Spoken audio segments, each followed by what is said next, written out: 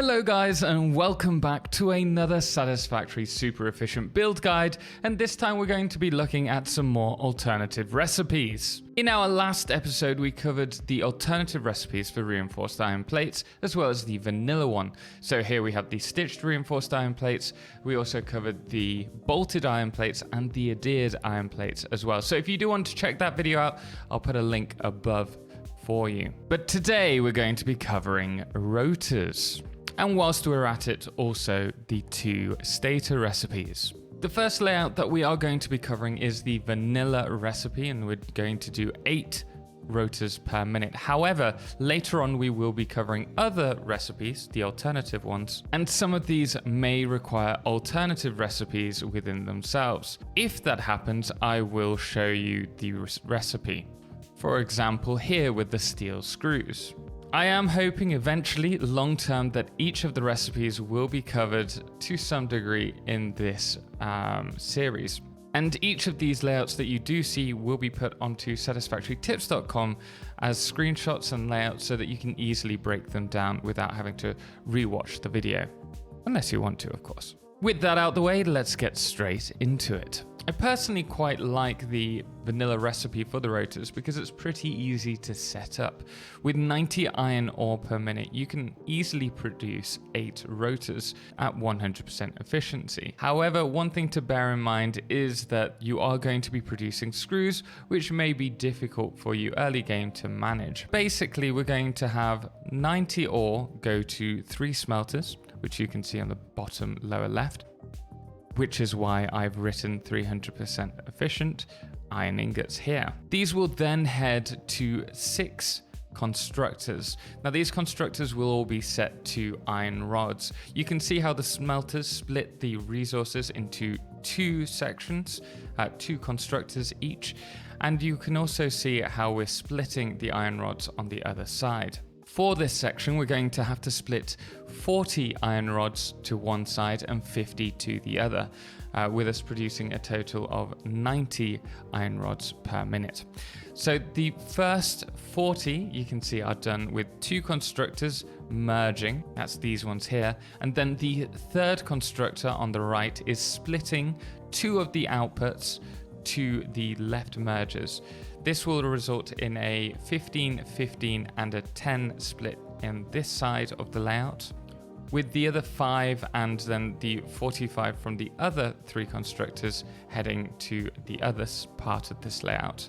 With that done, we want to go and check over the screw section. So the screw section is the part that needs the 50 iron rods. So we're going to head straight over to this section, and here we have 5 constructors that are dedicated to producing screws. They're actually being split between 2 lines. So in the middle, the third constructor is splitting its output between the other 2, and this is to make sure that each assembler is receiving its balance of screws.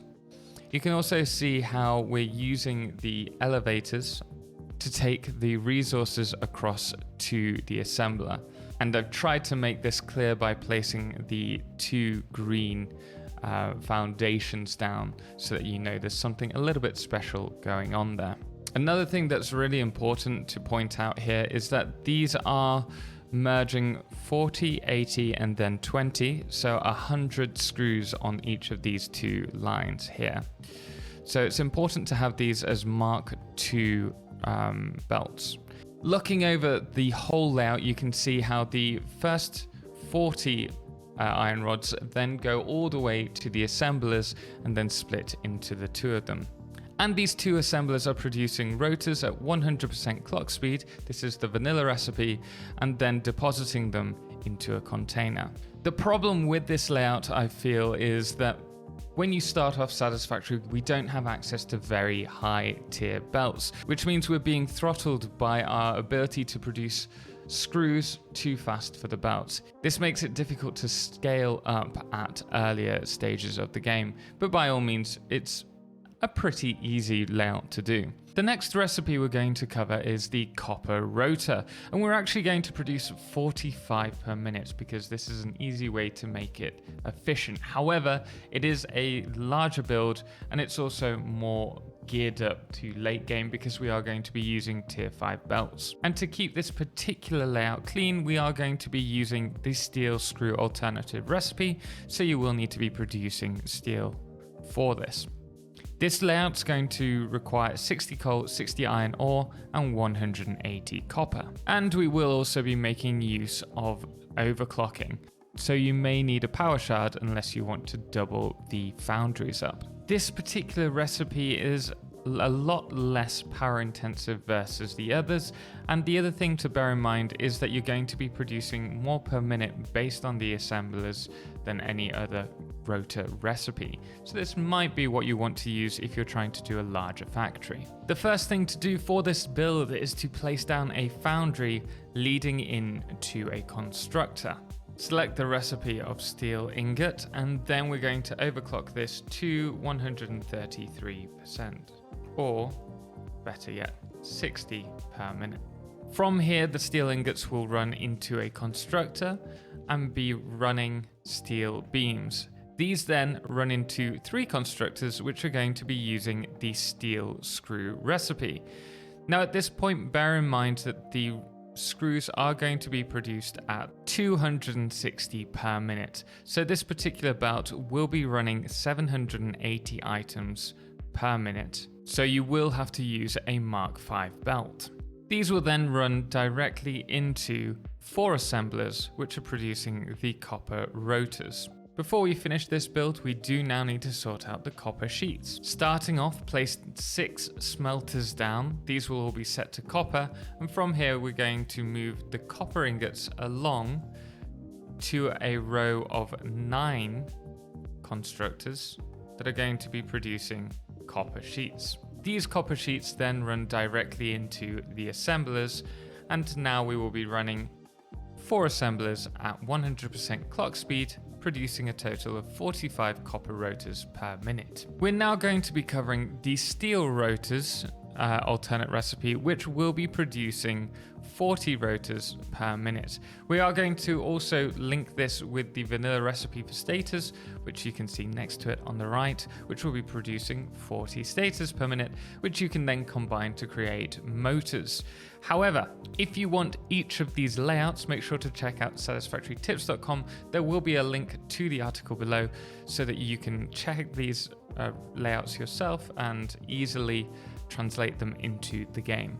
For this build, we will be using copper wire. You could change this to iron wire, but by using copper ingots, it actually keeps all of the logistics pretty simple without any like complex splits or underclocking, overclocking required, with the exception of steel, of course. As for this build, we will need a 266.7% overclock on the foundries. For this build, we're going to use 120 coal, 120 iron ore, and 120 copper ore.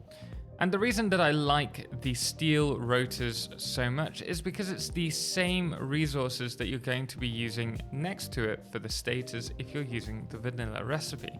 As you can see here, this one uses 180 coal, 180 iron ore, and 160 copper in order to produce this, which means you'll only have to worry about importing coal, copper, and iron to this particular factory. The first thing that we're going to want to do is place down 3 foundries. 2 of them will be set to 100% clock speed, and 1 of them will be set to 66.7%, producing steel ingots. These will all be merged along one line and then moved along to 4 constructors, which are going to be producing steel pipes. These will all be running at 100% clock speed, and then these are going to be sent up and along to the assembler line to be split off. One thing that's important to mention here is that the output line of the foundries and also the output line of the steel pipes will need to be Mark II or higher in order to run. This is because there's 120 items being sent through from the steel ingot line, and there's also 80 steel pipes being produced on the steel pipeline. The next part of this is 120 copper being sent on to 4 smelters, each running at 100%, producing copper ingots. These copper ingots are then going to be split each into 2 constructors, producing wire. So you will have to have a total of 8 constructors for this section of the build. These 8 constructors are going to be producing a total of 240 wire per minute. So make sure you have a Mark III belt for them so that you can keep up with the demand for the assemblers. These will then all be merged together and then split among the 8 assemblers that we have here. These 8 assemblers will all be set to steel rotors, and then they're all going to run off into the container ready to be either stored or used for another production line. We're now going to have a look at the 2 stator recipes, but if you are enjoying this video, make sure to drop a thumbs up, and if you want to see more, don't forget to subscribe, and make sure to let me know how easy you find this video to follow. This is the vanilla stator recipe, so the first thing that we're going to have is 4 foundries. Each of them are going to merge their items and then split the items between 6 constructors which are going to be producing steel pipes. One thing to bear in mind is that there are going to be 180 items on those foundry lines, so you are going to have to use the tier 3 belts in order for all the resources to be sent to the constructors. These 6 constructors are going to be producing a total of 120 pipes, so make sure you're using a Mark II belt on the output line, and these will all be sent up to the 8 assemblers, which we will be talking about shortly. The next section is going to be for copper. Now here we have 160 copper ore running along this line, so make sure you have a Mark III line, and this is going to be distributed between 6 smelters. The first 5 are going to be set to 100% clock speed, and then similar to the previous build, each smelter will run into 2 constructors producing copper wire. This means for the first 5 smelters, you'll need to be feeding 10 constructors. However, you will need to place a 6th smelter, which will be set to 33.333% clock speed, and run those copper ingots directly into a single constructor at 66.666 clock speed, producing wire. From here, you will have a total of 380 wire being sent along this merging line to be then split along a manifold to the 8 assemblers. So because it's 380 resources, you are going to have to make sure that you're using at least Mark IV belts for this. These will then be distributed between 8 assemblers, which will be producing normal vanilla stators at 100% clock speed, which is a total of 40 stators per minute. However, if you want to reduce the amount of power required to produce the same amount of stators and also reduce the amount of buildings that you need, you may want to consider the next alternative recipe, which is the Quickwire Stator.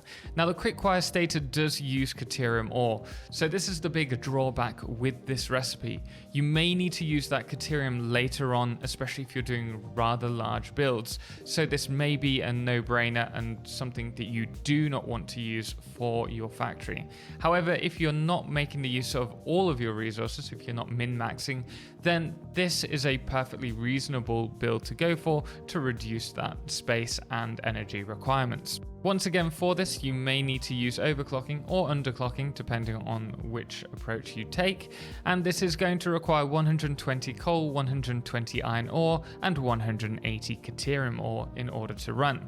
The first part of this build that we're going to do is the steel ingots. So for this, we're going to place down 3 foundries. The first 2 will be set to 100% clock speed, and then the third one will be set to 66.7 or 66.66% clock speed, underclocked. Alternatively, you can just use 2 and overclock one of them by 66.7%. All of these will then be merged and then taken up to another line of constructors. One thing to bear in mind at this point is you will have 120 steel ingots on the line at any one point, so you'll have to make sure you're using Mark II belts or higher. The next 4 constructors will be producing steel pipes at 100% clock speed each, and then be sent along a manifold line along 5 assemblers, which are going to be producing those Quickwire Stators. However, before we get there, we're going to have to take 180 Caterium ore and run them into 4 smelters running at 100% clock speed, and then send them up to 5 more constructors that are going to produce Quickwire at 100% clock speed. Now, each of the constructors are going to be producing 60 Quickwire per minute. So you can see here, I have run each output line from the Quickwire constructors straight into their dedicated assemblers. At this point, we will have 5 assemblers, each running at 100% clock speed and set to Quickwire Stators, which will produce a total of 40 stators per minute, which again can be used with the steel rotor layout to produce motors. But we will be covering motors at a later date. We're going to leave it there. If you did find it helpful, please do drop a thumbs up, and don't forget to check out satisfactorytips.com for some layout guides. Special thanks does go to our amazing supporters, most notably our Solo Eclipse patrons, Cerebral Tag, James Owen, Firefless and Jerry 2, as well as our Lunars, The Calamity, Dixie Chris and Ben, and our Blood Moon of the Day, which today is Adam the Useless. Until next time, as always, ciao for now.